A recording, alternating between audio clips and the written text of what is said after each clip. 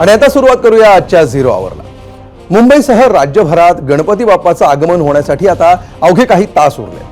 घरोघरी सजावट पूर्ण झाली आहे आणि उद्याचा सूर्य उगवल्यानंतर घरोघरी बाप्पा विराजमान होणार आहे। राज्यभरातलं बाप्पाचं आगमन सुरळीत पार पडावं यासाठी आपली पोलीस यंत्रणा सुद्धा सज्ज आहे। मात्र यंदा या पोलीस यंत्रणेचं लक्ष आणखी एका आगमनाकडे असणार आहे। आमच्या मागण्या मान्य झाल्या नाहीत तर मुंबईमध्ये धडकण्याचा इशारा मनोज जरांगेंनी दिलाय आणि त्यासाठी उद्या सकाळीच ते अंतरवाली सराटीहून मुंबईकडे कूच करणार आहेत। मात्र आज दिवसभरामध्ये घडलेल्या 2 मोठ्या घडामोडींमुळे जरांगेंच्या आंदोलनाच्या नियोजनावर परिणाम होण्याची शक्यता देखील वर्तवण्यात येते। यातला सर्वात मोठा फॅक्टर आहे उच्च न्यायालयाचा निर्णय। गणेशोत्सवादरम्यान कायदा सुव्यवस्थेचा प्रश्न लक्षात घेता आझाद मैदानावर होणाऱ्या संभाव्य आंदोलनाला कोर्टानं परवानगी नाकारली। त्यामुळे सर्वोच्च न्यायालयामध्ये जाण्याची वरच्या न्यायालयात आम्ही जाऊ असं मनोज जरांगेंनी म्हटलेलं आहे आणि तशी तयारी त्यांनी सुरू केली आहे। पण उच्च न्यायालयाचा निकाल येण्यापूर्वी आज अंतरवाली सराटीमध्ये आणखी एक महत्त्वाची भेट झाली। सरकारच्या वतीनं मुख्यमंत्र्यांच्या स्वीय सचिवांनी आज मनोज जरांगेंची भेट घेतली। गणेशोत्सव काळामध्ये मुंबईत येण्याऐवजी हे आंदोलन पुढे ढकलण्याबाबत सरकार विनंती करत आहे असं त्यांनी म्हटलं। मात्र जरांगेंनी ही विनंती मान्य न करता ठरल्यानुसार ठरलेल्या दिवशी आणि ठरलेल्या वेळी आम्ही मुंबईत येऊ असा निर्धार व्यक्त केला। एकीकडे कोर्टाचे आदेश आणि दुसरीकडे सरकारची विनंती या पार्श्वभूमीवर कोर्टाच्या लढाईसाठी सज्ज झालेले मनोज जरांगे प्रत्यक्षात उद्या काय करणार याकडे महाराष्ट्राचं लक्ष असणार आहे। कारण कोर्टाच्या निर्णयानंतर सुद्धा मुंबईत दाखल होण्याच्या निर्णयावर मनोज जरांगे ठाम आहेत। त्याच अनुषंगाने आजचा आपला प्रश्न आहे। मात्र प्रश्न पाहण्यापूर्वी आपण बघूया मनोज जरांगे आज नेमकं काय म्हणाले। आम्ही काय करायला होत म्हणजे नाकारायचे कारण तर द्यावं लागतील तुम्हाला की या कारणामुळं आम्ही नाकारतोय तुम्हाला। आम्ही शांततेत तिथं यायलो, आमरण उपोषण करायलो, त्यामुळं न्याय देवता 100% न्याय देणार। गेल्या वेळेस सुद्धा असंच केलं होतं आम्हाला, हे काय नवीन नाहीये, आताही तेच केलंय। पण आम्ही मुंबईत जाणार आहे। न्याय देवता म्हणून तसं करतो ना, मी संख्या सांगतील काहीतरी सांगतील ना न्याय देवता, असं करूच नका असं कसं म्हणून। लोकशाहीने दिलेला अधिकार आहे, न्याय देवता न्याय देणार। मी सांगतो तुम्हाला, आमचे वकील बांधव सुद्धा जातील आता, 100% न्याय देवता आम्हाला सुद्धा न्याय देणार आणि आमचा विश्वास आहे। सरकारने किती आडकाठी केली त्यांच्या जीवावर आले देवेंद्र फडणवीसांचे आरक्षण द्यायचं, कारण आमच्या खऱ्या मागण्यात रास्त मागण्यात कायदेशीर आहे, त्यांच्या जीवावर आले म्हणून ते असं करतायत। आम्ही हटणार नाहीये, न्याय देवता न्याय देणार। आणि याच पार्श्वभूमीवर आजचा आपला प्रश्न आहे आणि तो पाहण्यासाठी जाऊया पोल सेंटरला। बघा आजचा आपला प्रश्न, ऐन गणेशोत्सवामध्ये मुंबईत धडकणाऱ्या मराठा मोर्चाचा पुनर्विचार करावा, सरकारने केलेली विनंती मनोज जरांगेंनी मान्य करावी का, असा आजचा आपला प्रश्न आहे। होय आणि नाही असे 2 पर्याय आहेत, तुम्हाला योग्य वाटेल तो पर्याय तुम्ही निवडू शकता।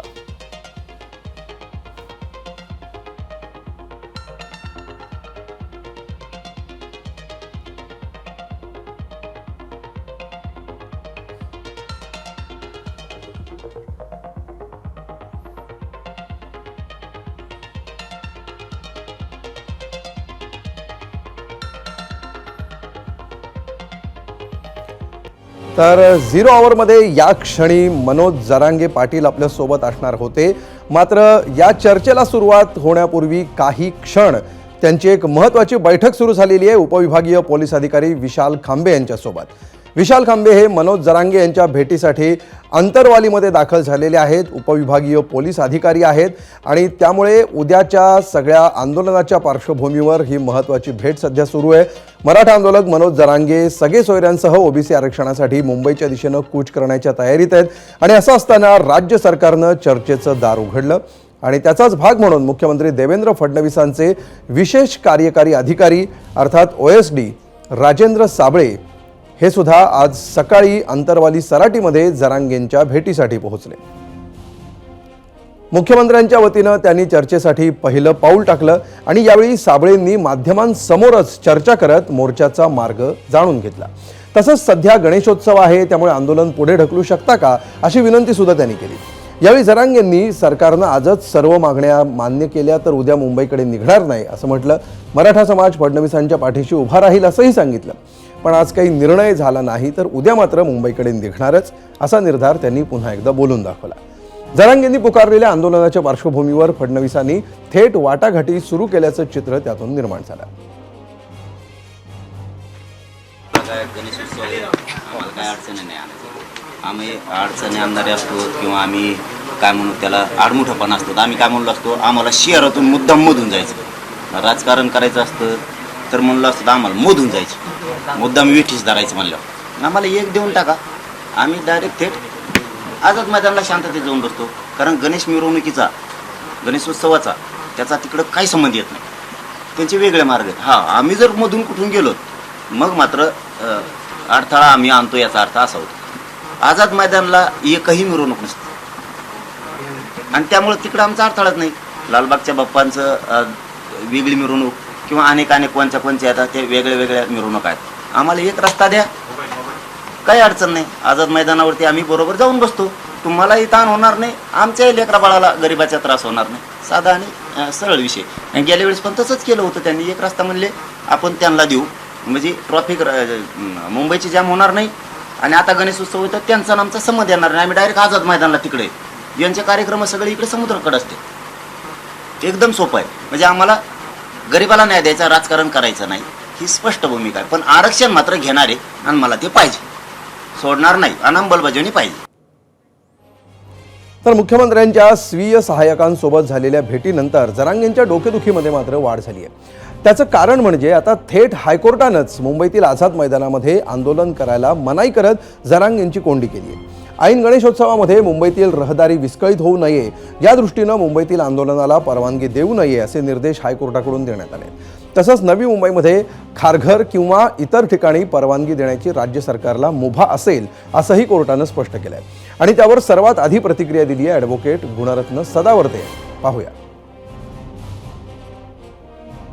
आता तर निकाल दिलेला आहे 2 आठवड्यात. Jarange stop that, no entry in Azad Maidan, गैर कानूनी आजाद मैदान में जरंगे तू नहीं आंदोलन कर सकता, या डंके की चोट पे तू समझ लेना चाहिए. किती माजलाय तो जरंगे, चपल्या चाटतात म्हणताय, हाणून पाडून बोलताय, हा कोणाला टमरेल म्हणताय, कोणाला म्हणताय उठवून लावतो, यांचा बाजार उठवतो. त्याची किती माजलेपणाची भाषा आहे, किती मगरुरीची भाषा आहे. जरंगेचं आंदोलन जरी दिसतं असलं तरी जरंगेचा आत्मा हा राजकीय आहे आणि हा सूड घेऊ आहे, हा डिस्टर्बन्स करण्यासाठी आहे.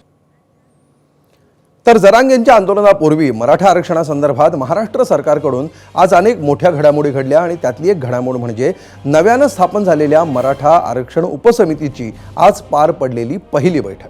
आज दुपारी 2:30च्या सुमाराला उपसमितीचे अध्यक्ष राधाकृष्ण विखे पाटील यांच्या उपस्थितीत ही बैठक झाली.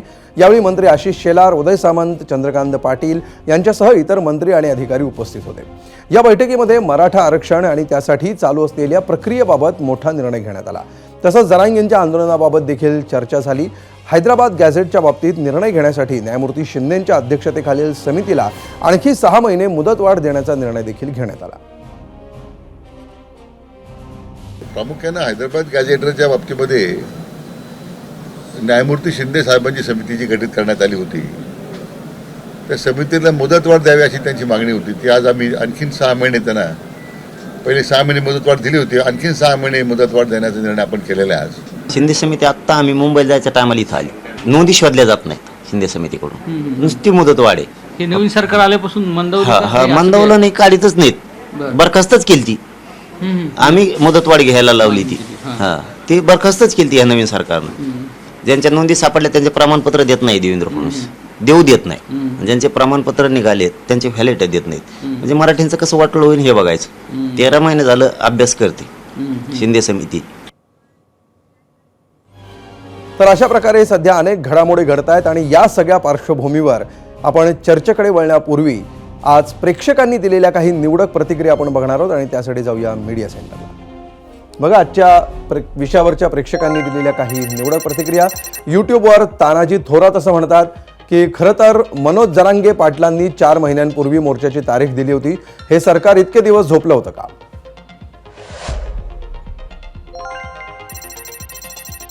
डॉक्टर रवींद्र घोगरे म्हणतात मराठा आरक्षण प्रश्नावर आता तरी सरकारनं विचार करावा, त्यांना जमत नाही तर केंद्र सरकारकडे मागणी करावी.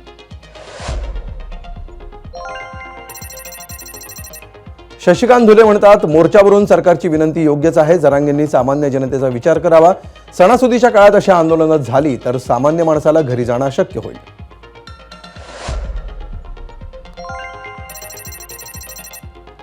DK काळकुभे यांचं असं म्हणणं आहे, 4 महिन्यानंतर सरकारने केलेल्या विनंतीला आता काही अर्थ उरलेला नाही, त्यामुळे त्यांनी आता विनंती करण्याऐवजी मराठा समाजाला थेट आरक्षणच देऊन टाकावं.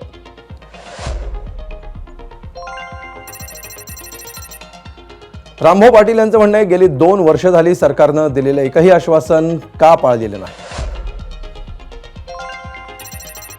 पुढची प्रतिक्रिया X वरून आलेली आहे शंतनू यांची. अजिबात नाही, मनोज जरांगे यांचे कार्यक्रम पूर्वनियोजित होते, त्यांच्या येण्यानं महायुती सरकार धास्तावलं असेल.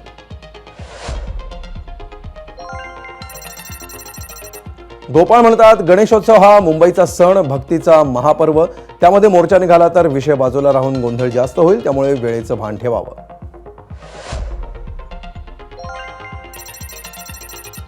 मॉन्टी असं म्हणणं आहे की नाही, सरकार इमोशनल ब्लॅकमेल करत आहे, सरकारला मुंबईची काळजी असेल तर आरक्षण देत विषय संपवावा.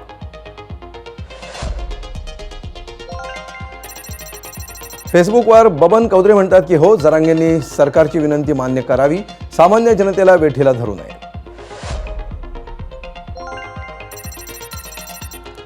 आनंद आष्टीकर यांचं असं म्हणणं आहे की सरकार एकदा विनंती करून जर ऐकणार नसेल तर कायदेशीर कारवाई करावी.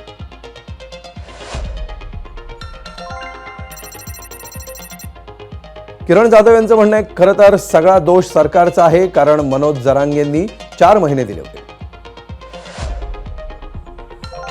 इंस्टाग्रामवर आलेली पुढची प्रतिक्रिया आहे सोपान सपकाळ यांची. ते म्हणतात, मराठा समाजाला आरक्षणाबाबत सरकार झुलवत ठेवत आहे.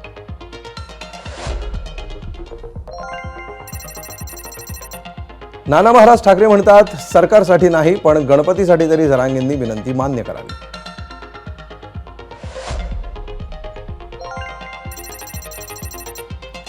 अभि सत्कार यांचं असं म्हणणं आहे की सरकारनं फक्त वेळ काढूपणा केलाय. 4 महिन्यांपूर्वी तारीख दिलेली असताना आता देवाच्या नावाखाली अडवणूक करून काय फायदा.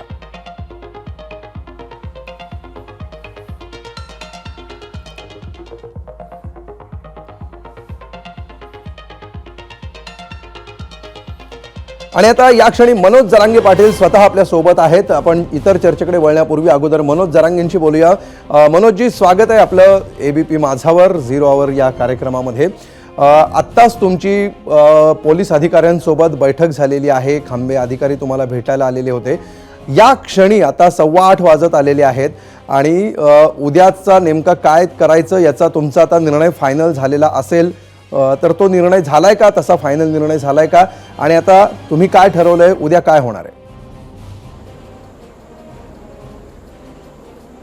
मुंबईला येणार आहे, उद्या सकाळी 10 वाजता निघणार आहे. बरं, पोलीस बांधव आत्ता तुम्ही म्हणल्याप्रमाणे आले होते, ते आजच्या निकालाचं त्यांनी ती कॉफी दिली. आम्हाला कॉफी देणं गरजेचं होतं. आता आम्ही 2-1 महिने होऊन गेलेत, 1.5-2 महिने झाले अर्ज केलेला, 2-3 महिने झालेत माझ्या मतानं अर्ज केला आहे. आम्ही अर्ज केलेला असून सर लेखी परवानग्या मागितल्यात आणि आत्तापर्यंत आम्हाला कसली नोटीस नाही, आमच्या वकील बांधवाला मुंबईतल्या नाही, आम्हाला कोणाला नाही. अचानकच बसले पण आणि सरकारनं बाजू मांडली पण आणि सरकारनं त्यांच्या हिताचं करून पण घेतलं. देवाच्या नावाखाली विनाकारण आमची अडवणूक करून आम्हाला संपवायचं हा घाट सरकारचा चांगला नाही आहे. आम्हाला कुठली माहिती दिली गेली नाही, काहीच नाही. आणि तुम्ही आता अचानक करणार, आता आमची बाजू मांडतील ना आमचे वकील बांधव मांडतील, न्यायदेवता आम्हालाही न्याय देईल, कारण एकतर्फी न्यायदेवता देणार नाही. आणि याची आम्हाला आशा आहे. आता आमची पण बाजू मांडल ना, आमची पण बाजू मांडू, आमचे म्हणणं ऐकून घेतील, आम्हालाही न्याय मिळणार 100%. कारण लोकशाही मार्गानं आंदोलन करणं, आमरण उपोषण करणं इंग्रजाच्या काळात सुद्धा रोखलं गेलं नाही, पण आता ह्या सरकारच्या काळात आता अवघडच आहे विषय. देवाच्या नावाखाली तुम्हाला 5-5 महिने झाले आम्ही सांगितलेलं, 4 महिन्यापूर्वी सांगितलं, तारीख डिक्लेअर केली, तेव्हा काही नाही. आता निघायच्या टायमाला आणि पत्र पण आत्ता दिलं आता आम्हाला, इतक्या रात्री समजा. पत्र म्हणजे फक्त तिथला निकालाची कॉपी दिली, पत्र म्हणजे निकालाची कॉपी दिली. तिथं काय अडवणूक होत नाही आहे, असं काय उल्लेख नाही की तुम्ही आमरण उपोषण करू शकत नाहीत, किंवा आता तर माननीय न्यायदेवतेनंच ती जागा दिलेली सगळ्यांना की तुम्ही आझाद मैदानाला कायदेशीर पद्धतीने या ठिकाणी आमरण उपोषण करू शकता. त्याच जागेवरती चाललो. आमच्यातच असं काय की आम्हाला सरकार विरोध करतंय, आम्हाला येऊ देत नाही. देवाच्या नावाखाली हे सरकारची असली पिळवणूक आणि छळवणूक ही अजिबात चांगली नाही. आम्ही येणार आहेत, मी उद्याच्याला शांततेत मुंबईकडे येणार आहे. लोकशाहीचं एकही नियम कायद्याचा एकही नियम मोडणार नाही आणि आत्तापर्यंत मोडलेला पण नाही 2 वर्षात. आम्ही मुंबईला येणार आहेत आणि आमरण उपोषण 29 ऑगस्टला सुरू होणार आहे. उद्याचा दिवस किती महत्त्वाचा आहे मनोजराव, कारण तुम्ही एकीकडे कायदेशीर लढाईसुद्धा सुरू केलेली आहे. उद्याच्या दिवसभरामध्ये तुम्हाला या कायदेशीर पातळीवर काय दिलासा मिळतो, काय मिळत नाही या गोष्टी स्पष्ट होतीलच. मात्र उद्या नेमकं काय होतं आणि न्यायालय पुढे तुम्हाला तुमची बाजू ऐकून घेतल्यानंतर काय सांगतं याच्यावर तुमचं ठरणार आहे का, की तुम्ही नवी मुंबईत पालघरमध्येच थांबणार की मुंबईत आझाद मैदानापर्यंत जाणार? नाही, आम्ही मुंबईकडे निघालो, आम्ही आझाद मैदानाकडे निघालो, आम्ही मुंबईकडे निघालो. काय असतं बघा, तुम्हाला जर आडमुठपणा आम्ही केला तर मग ठीक आहे. आम्ही कायदेशीर बाजूने लेखी पत्र सगळे निवेदनं तुम्हाला सादर केलेले आहेत आणि तुमच्या सगळ्या विभागाला केलेले आहेत. तुम्ही एखादा नवीनच कायदा अचानक आणता आणि त्याला एका दिवसात ॲक्टिव्ह करताना मराठ्यांसाठी हे चुकीचं आहे. हे चुकीचं आहे, कारण त्याच्यात ती नवीन कायदा काहीतरी आत्ता काय आणलाय कोणालाच मिळेल नाही. ते आम्हाला सांगितलंय. मग अगोदर कोण प्रशासनाचे बांधव असतील त्यांनी ते सांगायला पण आवश्यकता होती की तुम्हाला परवानगी आमच्याकडून आहेत किंवा तिकडून नाही आहेत. तुम्ही अचानक आत्म्याला निघायच्या टायमाला सांगणार, ही कोणचा दगा फटका आहे सरकारचा आमच्यासोबत? निघायच्या टायमाला कसं काय सांगू शकता तुम्ही? त्याचं कार्यालय कुठं आहे त्याचा मेळ नाही, ते कोणचं ऑफिस आहे त्याचाही मेळ नाही. आणि आजच ॲक्टिव्ह कसं काय झालं ते आजच्याच तारखेत ती कायदा? ही म्हणजे निव्वळ मराठ्यांची ही पिळवणूक आहे. हे मराठ्यावर 100% देवेंद्र फडणवीसांकडून अन्याय आहे. न्याय देवतेला मी काही म्हणणार नाहीत, कारण त्यांच्यावरती आमचा विश्वास आहे. आमचा गरिबांचा आधार तर फक्त न्यायदेवता आणि न्यायालयच असते. ते 100% आम्हाला पाठीमागच्या सारखा न्याय देतील, आमच्यावर अन्याय होऊ देणार नाहीत, कारण हे लोकशाहीचं हत्यार आहे आमचं. मनोजराव, मागच्या वेळी ज्यावेळी तुम्ही मुंबईकडे येण्यासाठी निघालेला होता त्या तुमचा जो सगळा काही प्रवास होता आंदोलनासाठी मुंबईपर्यंतचा, त्यावेळी तुम्ही सरकारच्या प्रतिनिधींना भेटत होतात आणि त्यांच्याशी बोलत होतात. मात्र यावेळी तुम्ही असं म्हटलेलं आहे की मी आता थेट बोलणार नाही, आम्ही थेट मुंबईला येऊ, आदल्या दिवसापर्यंत तुम्हाला जो काही निर्णय घ्यायचा असेल तर घ्या, एकदा मी निघालो की थांबणार नाही. हीच तुमची भूमिका अजूनही कायम आहे का, आणि याच्या मागे काय नेमकी तुमची भूमिका आहे? नाही, आता काय करणार सांगा, काय करणार? परिस्थितीच जर यांनी विनाकारण लोकशाही मार्गाने सगळ्या गोष्टी करून जर जमतच नसतील तर आम्ही काय करणार आता? कारण आम्ही चर्चेला त्यांना कधी नाही म्हणलो का? आणि चर्चा कव्हर करायच्या आता 2 वर्ष झाले ना. चर्चा ते लेखी कटाळा आला ना, मला इकडं पार पोराला फाशी घ्यायचे वेळ आल्यात. तरी तुम्ही देवाच्या नावाखाली देवासारखे सोन्यासारखे आमचे लेकरच मारायचे ठरवलेत. ही भूमिका पटती का? देवाच्या नावाखाली मराठ्यांची अडवणूक करायची आणि आमच्या सोन्यासारखे लेकरं, देवासारखे लेकरं, बालपणात देव पण असतं हे लोक म्हणतात. आमचे तरुण पोरं आत्महत्या करायला लागलेत आरक्षणामुळं, आणि तुम्ही देवाच्या नावाखाली आता आम्हाला बंधनं घालणार. आणि तुमच्या सरकारच्या वतीने तुम्ही कोणालाच माहिती न करता, कोणाला नोटीस न देता, आमच्या वकिलाला सुद्धा नाही कुठल्याच की तुम्ही उभा राहा किंवा अशी याचिका आली, हे सरकारनं इतकं गुपित दगा फटका आमच्याशी का? तर मराठ्याला रोखा म्हणून. हे आत्ता माहीत झालं आम्हाला, आत्ता माहीत झाली ही गोष्ट की आमच्या वकील बांधवांना सुद्धा कुठलंही सांगितलं गेलं नाही. कुणी याचिका दाखल केली तर तुमचं म्हणलं जातं, नोटीस काढली जाते, नाही उभा राहिले तर मग बोललं जातं. ही अवघड सिस्टम आहे. सरकारनं ना जाणून बुजून मराठ्यांची दगा फटका करायला ठरवलंय. पण आम्ही मराठी थांबणार नाहीत, आम्ही शांततेत मुंबईत येणार. मनोजराव, आज जर दिवसभरातल्या जर आपण प्रतिक्रिया बघितल्यात तर सत्ताधारी पक्षाकडून तुमच्यावर जोरदार टीका केली जाते आहे. शिवाय इतरही जे घटक आहेत, म्हणजे गुणरत्न सदावर्तेंनी तुमच्या विषयी दिलेली प्रतिक्रिया असेल किंवा लक्ष्मण हाके ज्या प्रकारचे तुमच्यावर टीका करतायत, आणि भाजपचे नेते सुद्धा जे म्हणतायत की आता विषय सोडून व्यक्तिकेंद्रित हे आंदोलन होत चाललेलं आहे. हे नेमकं का होतं आणि याचा फटका आंदोलनाला बसू शकतो असं वाटतं का? किंवा कुठल्या ह्या दिशेने या सगळ्या ज्या गोष्टी चाललेल्या आहेत, व्यक्तिकेंद्रित आंदोलन होणं आणि ज्या प्रकारचे शब्द सगळीकडून वापरले जात आहेत, जी भाषा वापरली जाते, त्याच्यामुळे आंदोलनाचा मूळ उद्देशापासून बाजूला नेलं जात आहे का?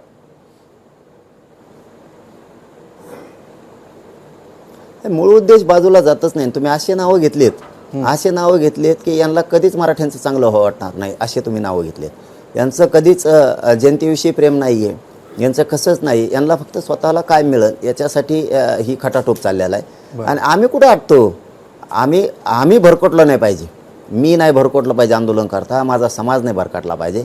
आम्ही आमचं लक्ष, आमचं ध्येय ठेवलेलं आहे आरक्षणावरती. मुख्य उद्देश आम्ही डोळ्यासमोर ठेवून आमची चाल सुरू आहे, आम्ही चालतोय, आम्ही थांबत नाही आहेत. आमच्यावरती सगळं अवलंबून आहे, लोकांवरती आमचं अवलंबून नाही. त्या टीका करणाऱ्याचं आंदोलन काय ते चालवत नाहीत किंवा पाठिंबा काय त्यांचा नाही, आणि त्यांच्या जीवावर न्याय नाही मिळणार. आम्ही गरीब मराठी आमच्या जीवावरती न्याय मिळवून घेणार आहे. आम्ही खंबीर आहेत ना, आम्ही खंबीर आहेत ना. तुम्ही कितीही चाली करा. आता मान्य न्यायालयाच्या आडून मराठ्यांचे मारेकरी देवेंद्र फडणवीसांना बनायचं, हे शोकांतिक आहे या लोकशाहीची. इंग्रजाच्या काळात सुद्धा असं झालं नाही. इंग्रजाच्या काळात सुद्धा शांततेत उपोषणं केले गेले, परंतु देवेंद्र फडणवीसांचं सरकारच कसं आहे हे आता लोकांना आता उलगडायला लागलंय कोड ते, की हा माणूस आरक्षणासाठी कुठल्याही थराला जाऊ शकतो, गोरगरिबांना मोठं होऊ देणार नाही, शेतकऱ्याला नाही, ओबीसींना नाही, धनगरांना नाही, दलित मुस्लिमांना नाही, कधी मोठं होऊ देणार नाही. हे आता जवळपास सिद्ध होत आले. कुठं नाही रेटलं आपल्याला की रडका डाव खेळायचा, लगेच दुसरीकडेच पळायचं, मनोजराव, वारं करायचे. गेल्या 2 वर्षांपासून हे सरकार येईपर्यंत त्याच्यापूर्वी हे सगळं आंदोलन एकनाथ शिंदेंनी हाताळलेलं होतं आणि त्यांना हा विषय माहिती आहे. आणि तुम्हाला त्यांच्या कार्यपद्धतीवर सुद्धा कालच तुम्ही ABP माझावर बोललेला होतात की त्यांची इच्छा होती, मात्र त्यांना ते करू दिलं गेलं नाही असं तुम्ही म्हणताय. आत्ता सुद्धा एकनाथ शिंदे उद्या आता ते त्यांच्या गावी चाललेले आहेत गणेशोत्सवासाठी. या सगळ्या प्रक्रियेमध्ये आता विखे पाटील आलेले आहेत, जिथे चंद्रकांत पाटील होते त्यांच्या जागी इतरही अनेक नेते येत आहेत. मात्र या सगळ्या प्रक्रियेत एकनाथ शिंदे नाही आहेत किंवा ते काही जाहीर भूमिका घेत नाही आहेत. याच्याकडे आपण कसं पाहता?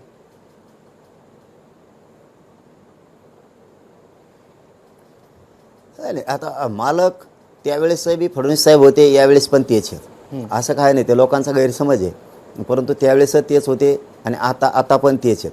त्यांनाच हे मार्ग काढावा लागेल. पण जर अशा पद्धतीनं त्यांनी खुनशी पद्धतीनं जर मार्ग काढला तर लोकांचे खूप मनं दुखणार आहे. कारण हे अचानक होत आहे ना सगळ्या गोष्टी. आता तुम्ही याचिका अंधारातच दाखल करणार, तुम्ही तुमचे मला वाटतं महाधिवक्ता उभा करणार राज्य सरकारच्या वतीनं, मग त्यांनी काहीतरी निदर्शनास आणून देणं आणि मग रात्री आम्हाला आता निघायच्या टायमाला सांगणार तुम्ही. अरे ही काय, ही सिस्टम आहे का सरकारची? तुम्ही इतकी अडवणूक करताय, ही इथपर्यंतचे लोक हुशार आहेत, तितकं लोकांना कळतंय. आणि मान्य न्यायालय असं कुठं म्हणलंय त्याच्यात की तुम्हाला नाही आहे म्हणून, बरोबर का? आम्हाला काय परवानगीचं असं मान्य न्यायालय म्हणलेलंच नाही आहे. त्यांचं शांततेचा विषय आहे आणि ते बरेच विषय मांडलेत. आता त्याचं मराठी ट्रान्सलेशन करतो आम्ही, ते होईल आता, त्याच्यात काय दुमत नाही. पण एवढं काय न्यायालयाने असं काय बोललेलं नाही आहे. न्यायालय आमची सुद्धा बाजू आता ऐकून घेईल आणि परवानगी देईल. ठीक आहे. म्हणजे मला प्रश्न असा विचारायचा की जे नेते सध्या या सगळ्या निर्णय प्रक्रियेमध्ये आहेत किंवा जे निगोशिएशन्स करतायत, तुमच्याशी चर्चा करतायत, त्या नेत्यांची जी काही निवड करण्यात आलेली आहे, जर माजी मुख्यमंत्र्यांना हा सगळा विषय माहिती असताना ते या प्रक्रियेमध्ये असायला हवे होते असं तुम्हाला वाटतं का? त्यामुळे तुम्हाला तुमचं म्हणणं अधिक सोप्या पद्धतीने किंवा लवकर पोहोचवता आलं असतं असं तुम्हाला वाटतं का? म्हणजे माजी मुख्यमंत्र्याला हे विषय माहिती आहे म्हणून त्यांनी पुढे यावं. आणि आत्ताचे मुख्यमंत्री आहेत हे शेंबडं पोरग, यांना काही माहीतच नाही आरक्षणातलं. सांगायला बरं जमतं 2014 पासून मराठ्याला दिलं म्हणून, हे जमतं. माजी मुख्यमंत्र्याला अभ्यास म्हणजे त्यांना पुढं घालून त्यांचा बळी द्यायचा आणि यांना असंच मजात राहायचं अंग राखून. ही सिस्टम चांगली नाही ना. किंवा ते उपमुख्यमंत्री अजितदादा आहे, यांना पुढं घालायचं आणि तुम्ही मात्र नामाने रडायचं.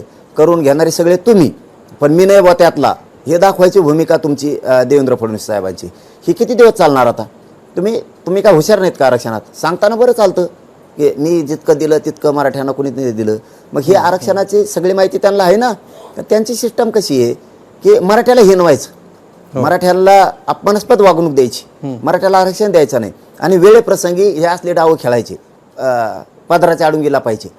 हे धंदे लय दिवस चालत नसते, तर हे चालणार नाहीत. तुम्हाला जसं न्याय देवता आहे तसे आम्हाला पण न्याय देवता आहे. न्याय देवता आम्हाला सुद्धा न्याय देणार, 100% देणार. आणि आम्ही उद्या मुंबईकडे निघालो. सरकार उलथवून टाकू शकतो जर आपल्याला आरक्षण मिळालं नाही तर, असा इशारा तुम्ही परवा दिवशी जी पत्रकार परिषद घेतली कालच त्याच्यामध्ये दिलेला होता.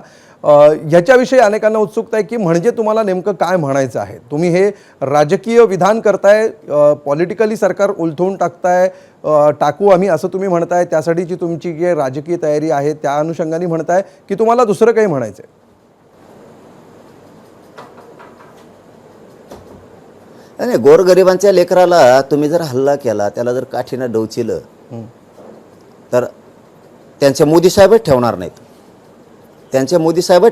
कारण त्यांचे वक्तव्य तसे आलेत ते गोव्याला जायचं, इकडून त्यांच्याच पक्षाचे लोक नादी लावून न्यायचे आणि तिकडं म्हणत मी ओबीसीसाठी काम करणार, मग मराठ्यासाठी नाही करणार. दुसरा शब्द वापरला, मराठी मुंबईत यायला लागलेत, पत्रकार बांधवांनी विचारलं तर म्हणे पोलिस बघून घेते, म्हणजे का धमक्या द्यायलात का? मग हे असे वक्तव्य तुम्ही का वापरता? मराठ्यांनी सत्ता दिली तुम्हाला, हे मोदी साहेब त्यांच्यावरती 100% त्यांची सत्ता उलटून टाकू शकतात. कारण जर त्यांनाही डाग लागणार असला यांच्यामुळं आणि जनता आणि या राज्यात अशांतता पसरणार जर फडणवीस साहेबांमुळे असेल तर ते जनता उलटून टाकणार, ठेवणार नाहीत. कारण तुम्ही गोरगरिबांचे लेकरं मारणार, त्यांना हाणणार आणि तुम्हाला काहीच वाटणार नाही. तुमच्या घरातल्या तुम्हाला लेकी बाळी वाटणार, मुलं वाटणार आणि गरीब मराठ्यांचे तुम्हाला लेकरं बाळं नाही वाटणार. हे कोणचा राज्याचा कारभार चालवता? त्याचा पाठीमागचा उद्देश आहे. तुम्ही एकाही पोराला मनोजराव तुम्हाला असं म्हणायचं का? कारण काल तुम्ही मुंबईत काल तुम्ही एकनाथ शिंदेविषयी बोललेला होता, त्याचवेळी तुम्ही अजित पवारांचा सुद्धा नावाचा उल्लेख केलेला होता. या दोघांनाही काम करायची इच्छा होती, मात्र त्यांना करून दिलं जात नव्हतं. तुमच्या ज्या मागण्या आहेत मराठा आरक्षणासंदर्भात, या मागण्यांबाबत एकनाथ शिंदे आणि अजित पवार हे दोन्ही नेते आणि त्यांचे पक्ष सकारात्मक आहेत, पण फक्त मुख्यमंत्री सकारात्मक नाही आहेत म्हणून हे काम होत नाहीये असं तुम्ही म्हणताय? हो, देवेंद्र फडणवीस साहेब स्वतः फक्त सकारात्मक नाही आहेत, त्यांना इच्छा नाही आहे मराठा समाज मोठा व्हावा, समाजाचे लेकरं मोठे व्हावेत. कारण ते कायद्यात आहे ना, कारण ते उडणारं नाही आहे. फडणवीस साहेब कोणचं आरक्षण देते आम्हाला? उडणारं, कोर्टात न टिकणारं हे आरक्षण देते. टिकणारं देत नाहीत ना, कारण गॅजेटियर ही सरकारी दस्तऐवज आहे. सातारा संस्थांचं गॅजेटियर हे सरकारी दस्तऐवज आहे. मराठा आणि कुणबी एक हे 58 लाख नोंदीचा आधार आहे, तोही कायदा पारित होतोय. सगळ्या इतर दोघे सकारात्मक आहेत, ते कुठल्या आधारावर तुम्ही म्हणताय? म्हणजे कशावरून तुम्हाला वाटतं की हे दोघं सकारात्मक आहेत आणि मुख्यमंत्री नाहीत? कोणचाच भाजपचा, शिवसेनेचा, काँग्रेस, राष्ट्रवादीचा, कोणत्याच पक्षाचा मराठाला वाटत नाही की आपल्या समाजाला आरक्षण मिळू नये. भाजपमधले आमदार, खासदार, मंत्र्याला सुद्धा वाटत नाही, पदाधिकाऱ्यांना सुद्धा वाटत नाही की आरक्षण समाजाला मिळू नये आणि लेकराचं वाटोळं व्हावं म्हणून. 1-2 सोडून द्या, त्यांना ती पक्षीय नेताच मोठा असतो, ते जातीला कधीच बाप मानत नाहीत, ते त्यांनाच मानणारे असतात. परंतु 100% मराठ्यांना वाटतंय की गोरगरीब मराठ्यांना आरक्षण मिळालं पाहिजे. ठीक आहे, धन्यवाद मनोजराव. आपण एबीपी माझाला वेळ दिलात आणि ही सविस्तर चर्चा केली त्याबद्दल. उद्याच्या आपल्या आंदोलनावर आणि त्यानंतरच्या घडामोडींवर एबीपी माझाचं लक्ष असेलच. तूर्त आपल्या सहभागाबद्दल धन्यवाद. यानंतर ही चर्चा आपण पुढे घेऊन जाऊया. या चर्चेमध्ये आपल्यासोबत इतरही मान्यवर सहभागी झालेले आहेत. भाजपचे माजी खासदार अमर साबळे आहेत, ठाकरेंचे शिवसेनेचे खासदार संजय जाधव आहेत, शिवसेनेचे उपमुख्य प्रवक्ते राजू वाघमारे आहेत, राष्ट्रवादी काँग्रेस अजित पवार पक्षाच्या नेत्या रुपाली ठोंबरे पाटील आहेत आणि ओबीसी नेते मंगेश ससाणे सुद्धा आपल्या सोबत आहेत. आपण या चर्चेला सुरुवात करूया अमर साबळे यांच्यापासून. अमर साबळेजी, ही जी सध्या सगळा वाद आहे तो जरांगेंचं आंदोलन आणि त्यांच्याकडून होणारी भाजपवर आणि विशेषतः मुख्यमंत्र्यांवर होणारी टीका, अशा प्रकारचं स्वरूप आता या आंदोलनाला आल्याचं दिसतंय सगळ्या प्रतिक्रियांवरून. आपल्याला असं वाटतं का की 4 महिन्यांपूर्वी जर हा आंदोलनाचा इशारा दिलेला होता तर हे सगळं रोखणं असेल किंवा ह्या ज्या काही सगळ्या चर्चा आहेत ह्या करायला उशीर झाला, अगदी आदल्या दिवशीपर्यंत अजूनही या सगळ्या वाटाघाटी सुरू आहेत?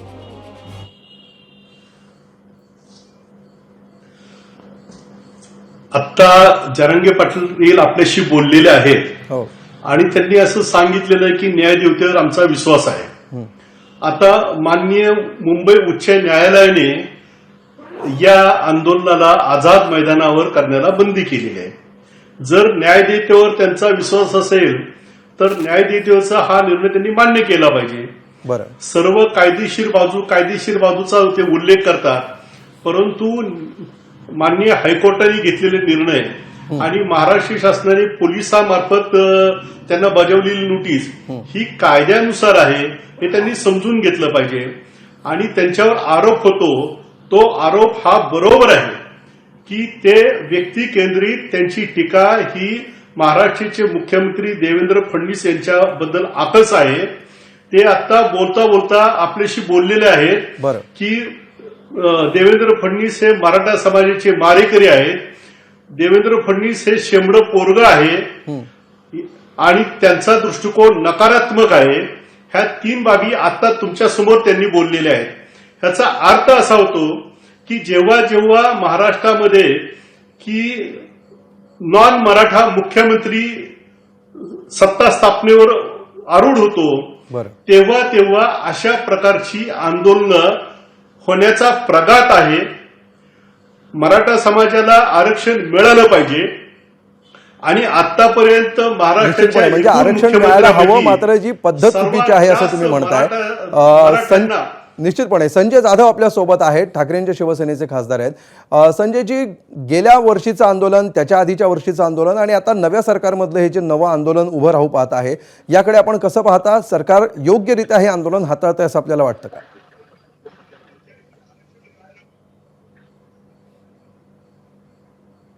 संजय जाधवजी.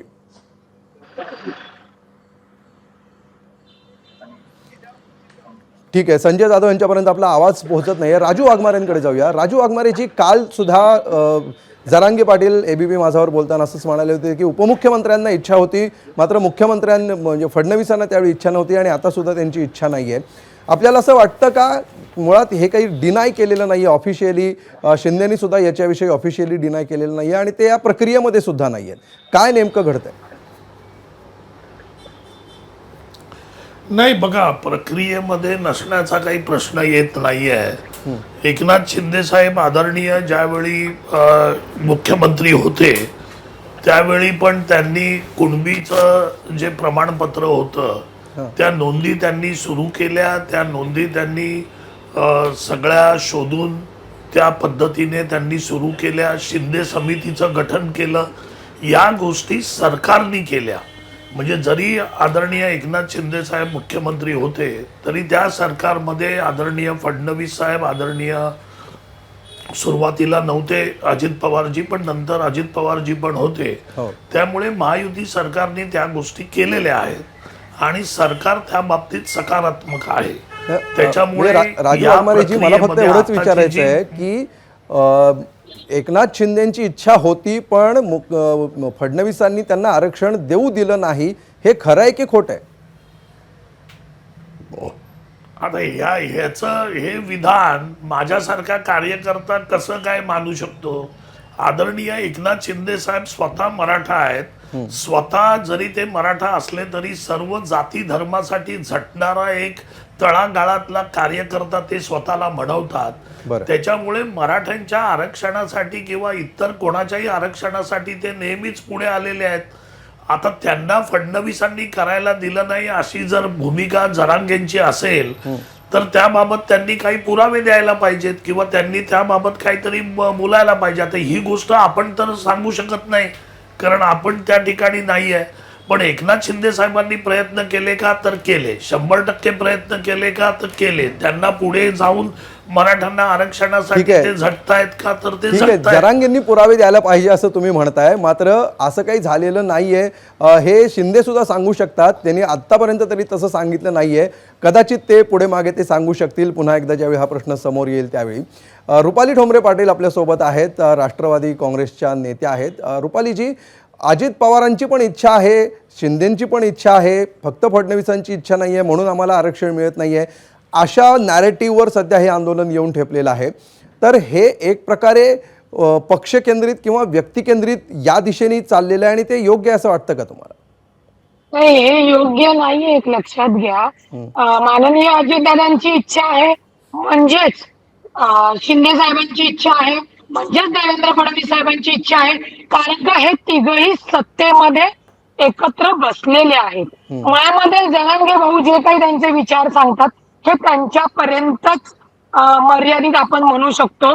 कारण का शिंदे साहेबांनी जे काही काम केलं ते राज्याचे मुख्यमंत्री होते म्हणून त्यांनी काम केलंय. परंतु राज्याचे मुख्यमंत्री हे सर्व घटकांचे, लोकांचे प्रमुख प्रतिनिधी आणि महत्वाचे व्यक्ती असतात. तेच पद आता मुख्यमंत्री पद माननीय देवेंद्र फडणवीस साहेबांकडे आहे. परंतु देवेंद्र फडणवीस साहेब हे मराठा नाही आहेत म्हणजेच ते ब्राह्मण आहेत म्हणून त्यांच्यावर टीका करायची ही अत्यंत अयोग्य गोष्ट आहे.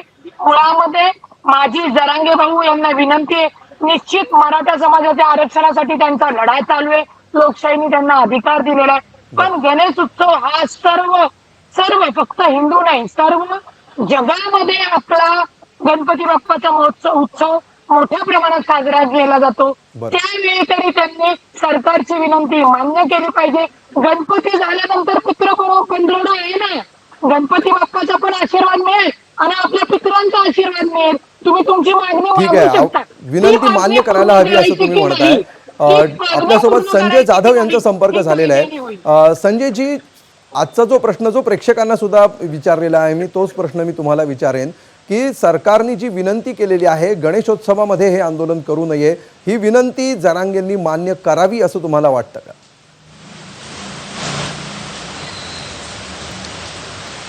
पहिले माझं असं मत आहे की जरांगे पाटलांना विनंती आपण आज ऑन दी स्पॉट करतोय. ज्या दिवसापासून ही तयारी चालू होती या मान्य झाली असती, हो. पण आता सगळी तयारी झाल्यानंतर जर तुम्ही म्हणताल की आता थांबा, हम्म. तर तुम्हाला हे अगोदर नाही सुचलं. तुम्ही 1 महिन्यापूर्वी 15 दिवसापूर्वी जरी म्हणले असते की गणेशोत्सवाच्या काळामध्ये अशा स्वरूपाचं आंदोलन मुंबईसारख्या ठिकाणी व्हायला नको, तर जरांगे पाटलांनी एवढी समजूतदारपणा घेतलाही असता. पण आता सगळी तयारी झाली आणि आता उद्या आंदोलन निघायचं, तुम्ही आज रात्री विचार करता की आता गणेशोत्सव आहे आणि आता करू नका. बरं. तर गणेशोत्सव एका भागात जाईल. आझाद मैदान हा मोकळं मैदान आहे. आझाद मैदानाच्या बाहेर जाऊन काही लोकांना आंदोलन करायचं नाही. आणि समाजासाठी असलेला हा लढा आहे. हा काही वेगळा कोणाला त्रास देण्याच्या उद्देशाने हा लढा नाहीये. हम्म. आणि मराठा समाजाची न्याय भूमिका आहे. गरीब माणसं ज्याची चूल आणि मुलाच्या पलीकडे त्याला काही माहित नाही, त्याच्या घरामध्ये चांगलं शिक्षण घेणारे विद्यार्थी आहेत, परंतु कुठेतरी पैसे भरू शकत नाही आणि जातीच्या आधारावर त्याला आरक्षण मिळालं नसल्यामुळं तो त्या ठिकाणी क्वालिफाय होत नाही. पण अशा वेळी ओबीसीचं आरक्षण जनाचा हक्क हिरावून नाही पाहिजे, परंतु जो आपल्याला दिलेला अधिकार आहे, जसा आता विदर्भामध्ये आहे, खानदेशात आहे, तीच परिस्थिती मराठवाड्यामध्ये त्यावेळेस मराठवाड्यातल्या लोकांनी घेतली नाही. अच्छा. परंतु आज ती गरज वाटते आहे. त्यावेळेस गरज वाटत नव्हती, कारण कुटुंब त्यावेळेस छोटी होती आणि छोटे कुटुंब असल्यामुळे त्यावेळेस मोठ्या जमिनी होत्या. आता कुटुंब विभक्त झाले, मोठे परिवार झाले, त्यामुळे जमिनी कमी झाल्या आणि गरीब माणसं मोठ्या प्रमाणात वाढली.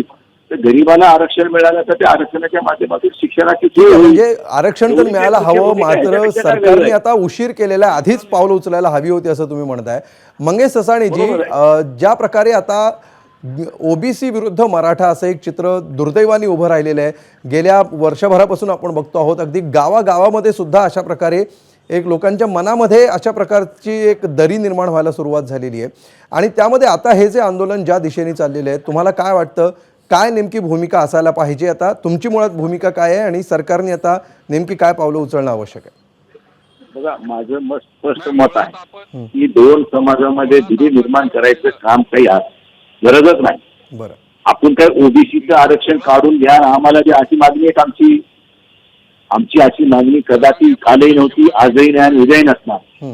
परंतु हा राजकीय डाव केलेला आहे, ओबीसीला पेटवण्याचं काम केलेलं आहे सरकारनं, की तुमचं काढून घेताय मग ओबीसी पेटवायचा, म्हणजे ओबीसी आपल्या पदरात पडला आणि मराठा समाजाला द्यायचंच नाही. आपल्याला आपली भूमिका सरकारची आहे, त्यामुळे मराठा समाजाला बाजूला ठेवायचं. मला मंगेश ससाणेंना हा प्रश्न विचारायचा आहे. मंगेश ससाणेजी, ज्या प्रकारे आता ही जी काही भूमिका समोर येते आहे, त्या अनुषंगाने हा जो स्प्लिट होताना दिसतोय, तो त्याचा राजकीय भाग वेगळा सोडून द्या, मात्र समाज म्हणून सुद्धा एका चुकीच्या दिशेने हे सगळ्या गोष्टी चालतायत, त्याची भीती तुम्हाला वाटतेय का हे आता सावरलं जाईल?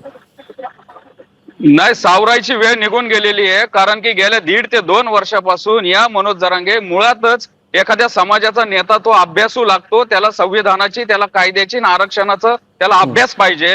ह्या मनोज जरांगेंची जी मागणी ओबीसीतनं घुसण्याची आहे, त्या शिंदे समितीची आहे, हीच मागणी मुळात चुकीची आहे. आता बऱ्याच दिवसापासून बघतोय, आता फडणवीसांना कोण काय बोललं तर वाईट वाटतंय, फडणवीसांनी कसं नाही दिलं, शिंदे कसे चांगले होते, अजितदादा कसे देतात ते, मग उद्धव ठाकरेंचे माणसं म्हणतात ते की नाही आम्ही दिलं होतं. सर्वात महत्वाचं माझं या सगळ्या राजकीय पक्षाच्या प्रमुखांना आणि या सगळ्या प्रतिनिधींना विचारणं आहे, जरांगेची जी मागणी आहे की ओबीसी मधनं आरक्षण द्यायचंय, ह्या मागणीबद्दल तुमच्या पक्षाची स्पष्ट भूमिका काय आहे?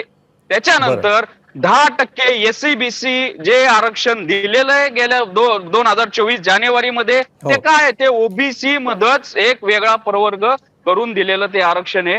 ते आरक्षण जरांगे पाटलाला का मान्य नाही बरं? त्याच्यानंतर याच्या आधी 103वी घटना दुरुस्ती झाली. आता ते जाधव साहेब काहीतरी म्हणत होते की गरीब झाले, मराठवाड्यामध्ये गरीब झाले, परिस्थिती आधी होती. शब्द प्रत्येक ठिकाणी गरीबाची लेकरं म्हणजे इथं गरीब हा शब्द येतो. त्याच गरीबासाठी इकॉनॉमिकल वीकर सेक्शन, आर्थिक दुर्बल घटकांसाठीच ठीक आहे ससाणेजी, तुमचा मुद्दा लक्षात आलेला आहे. आपल्याकडे शेवटची केवळ काही सेकंद उरलेले आहेत, त्यामुळे मी प्रत्येकाला हाच प्रश्न विचारणार आहे जो मी प्रेक्षकांना विचारलेला आहे. पुन्हा एकदा, ज्या प्रकारे अजूनही आजची रात्र बाकी आहे, अमर साबळेजी, तुम्हाला असं वाटतं का की सरकारचं आवाहन मनोज जरांगेंनी मान्य केलं पाहिजे? मनोज जरांगेंनी ठरल्याप्रमाणे निघालं पाहिजे की थांबलं पाहिजे? प्रत्येकाची भूमिका केवळ एका वाक्यात. मनोज जरांगेंनी महाराष्ट्र शासनाने आणि हायकोर्टाने जी आदेश दिलेला आहे, महाराष्ट्र शासनाची विनंती केलेली ती मान्य केली पाहिजे. बरं. कारण महाराष्ट्राचा राज्याचा महोत्सव हा ठीक गणेशोत्सव आहे, आहे. मान्य केली पाहिजे असं तुम्ही सुखकर्ता म्हणता. राजू दुःखकर्ता आहे. वाघमारे. तुमचं दुःख हरण झालं पाहिजे. तुमचं ठीक आहे, हक्क राजू दुःख वाघमारेजी, हरण आपलं झालं हो पाहिजे. किंवा नाही मध्ये आपण नक्की. उत्तर द्यावं अशी नाही, अपेक्षा आहे. परंतु राजू या वाघमारे. गणेशोत्सवाच्या काळामध्ये काय काय त्यांना त्यांचा आवाज मला येतोय. बोला अमोलजी. बोला राजू वाघमारेजी, प्रश्न असा आहे की सरकारची विनंती जरांगेंनी अमोलजी. मान्य करायला हवी की ठरल्याप्रमाणे त्यांनी निघायला हवं असं तुम्हाला वाटतं? कुठली भूमिका योग्य असेल? बघा, परमपूज्य डॉक्टर बाबासाहेब आंबेडकरांनी जी घटना लिहिलेली आहे त्या घटनेनुसार कोर्टाचा जो निर्णय असतो तो सर्वोच्च असतो. कोर्टाने दिलेला निर्णय आणि सरकारने केलेली विनंती, ठीक आहे, कोर्टाचा निर्णय त्यांनी मान्य केला पाहिजे असं तुमचं म्हणणं आहे. रुपालीजी, थांबायला हवं की निघायला हवं? थांबायला हवं. हायकोर्टाचे तसे आदेश आहेत, हायकोर्टाची विनंती नाही. त्यामुळे मेहरबान हायकोर्टाने जो आदेश दिलेला आहे बरं. तो जरांगेंनाच नाही, ठीक आहे, आपल्या कोर्टाचा आदेश राज्यातील मानायला हवा असं प्रत्येक तुम्ही म्हणताय. लोकांनी संजय मान्य जाधव, केलाच पाहिजे. जरांगे पाटलांनी थांबायला हवं, निश्चित ते दुमत नाही. परंतु आता तुम्ही ऑन दी स्पॉट सकाळी निघायची तयारी झाली, तुम्ही म्हणता आता कोर्टाने आदेश इतके उशिरा का? पर्याय नाही हो. ठीक आहे. कोर्टाचा ठीक आहे, निघायला हवं पण आदेश द्यायला, विनंती करायला उशीर झाला, मागणी करायला उशीर झाला असं तुम्ही म्हणताय. सगळ्यात शेवटी मंगेश ससाणीजी. नाही, नक्कीच थांबायला हवं किंवा निघायला हवं हा विषयच नाहीये. बरं. याच्यामध्ये 1 ते 7 रिस्पॉन्डंट आहे. याच्यामध्ये कंटेम्प्ट ऑफ कोर्ट होईल आणि जरांगेचं उपोषण हे आर्थर रोड नाही तर कोणत्या तरी कारागृहात करायला लागेल. आणि याच्यामध्ये ठीक आहे, कंटेम्प्ट म्हणजे ऑफ कोर्ट मध्ये 6 जरांगेंनी महिन्याची थांबायला शिक्षा आहे. हवं त्यांना असं पॅनलवरचे आदेश- सर्व पक्षीय आदेशच सध्या पाळावा लागेल. गेस्ट असं म्हणतायत. त्यांच्या त्याला मागण्यांविषयी नाही. मतभिन्नता आहे. त्यांच्या जरांगे मागण्या 30 मराठा मार्कांना आरक्षण नाही. मिळायला हवं याविषयी सुद्धा दुमत नाहीये. मात्र अशा परिस्थितीमध्ये हे आंदोलन कुठल्या दिशेने जाईल यावर आपलं लक्ष असेल. तूर्त या चर्चेमध्ये सहभागी झाल्याबद्दल आणि वेळ दिल्याबद्दल मी सर्व मान्यवरांचे आभार मानतो. यानंतर एका छोट्याशा ब्रेकसाठी आपण थांबणार आहोत आणि ब्रेक नंतर आजच्या प्रश्नाला तुम्ही दिलेला कौल काय आहे हे आपण पाहणार आहोत. आज आम्ही जो प्रश्न विचारलेला होता त्यावर नेमका काय कौल प्रेक्षकांनी दिलेले ते आपण बघूया. त्यासाठी जाऊया पोल सेंटरला. बघा, आजचा आपला प्रश्न होता, ऐन गणेशोत्सवामध्ये मुंबईत धडकणाऱ्या मराठा मोर्चाचा पुनर्विचार करावा, सरकारने केलेली विनंती मनोज जरांगेंनी मान्य करावी का? 35,000 लोकांनी यावर मत दिलंय आणि 65% लोक नाही असं म्हणतायत. ही विनंती मनोज जरांगेंनी मान्य करू नये असं म्हणतायत, तर 35% लोकांना ती करावी असं वाटतंय.